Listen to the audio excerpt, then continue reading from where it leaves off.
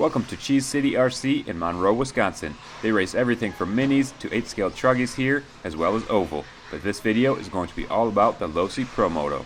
This is the Supermoto version, which has smaller diameter semi-slick tires, and they hooked up well enough that I did not bother trying to sauce them. I did make one change to it since the last video where I was driving it at an indoor track. The front brake was great out of the box, but it started to fade, so I replaced the stock housing with a plastic antenna tube that seemed to eliminate the flex and provide a much stronger brake. I actually had to turn it down after my first session because I was nose wheeling too much, but once I dialed that back a little bit and got used to it, it was a nice improvement and a cheap upgrade. Other than that, the bike is completely stock and I have only adjusted the chain.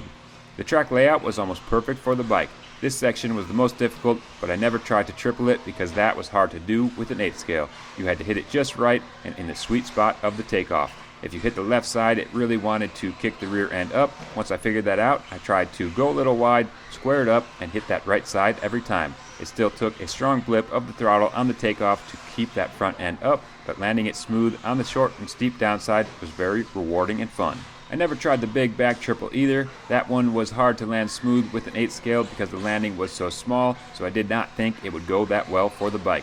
Hitting the double was fun enough for me, but it was easy to overshoot, and that is when you really have to land on the rear tire to keep it from bouncing. You can get away with landing on both tires or just the front if you hit the downsides well, and that looks a whole lot better than an air wheelie, so I did my best not to overshoot things, but it happens. I should probably try to see if I can improve this with some suspension tuning, since I often find myself trying to nose it in, which can be risky.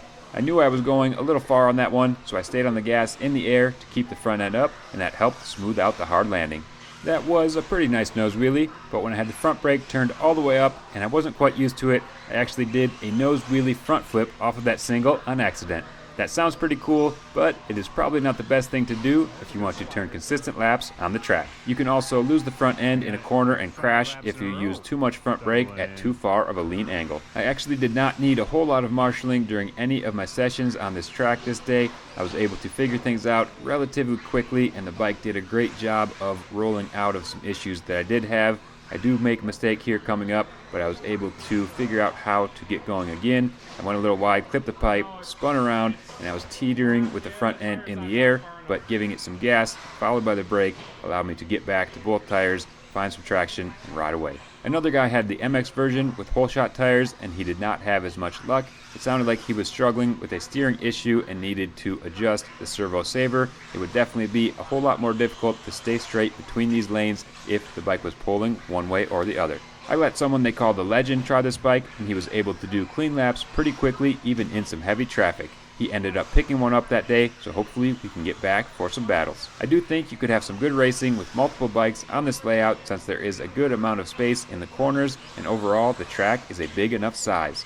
It would be nice if that middle triple was a little easier, but maybe that would be the make or break section when the pressure is on. They seem to keep this area flat so they can set up an oval, and it made for a nice easy section that added some distance to the track.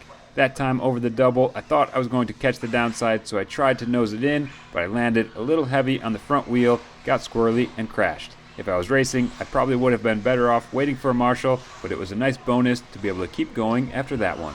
I was hoping to follow the green bike a little bit here before trying to set up a pass, but unfortunately, he went off the track before I got the chance. That seemed to happen each time that I got close to him, so hopefully next time when he gets his bike dialed in, we will be able to battle a whole lot better. Now I'm going to jump ahead to a mistake while doubling into the first triple to show you how small that sweet spot really was. I jumped just a few inches too long with the front end pointed too far down, so it caught and sent me flipping. It is always impressive how well it can recover from crashes like that though. Here's a lap with the Legend himself from a different perspective. I had a blast doing laps with the bike, but I know it would be a whole lot more fun if we could get some battles going. I will have to get some more video if we are able to make that happen, but for now, thanks for watching this one.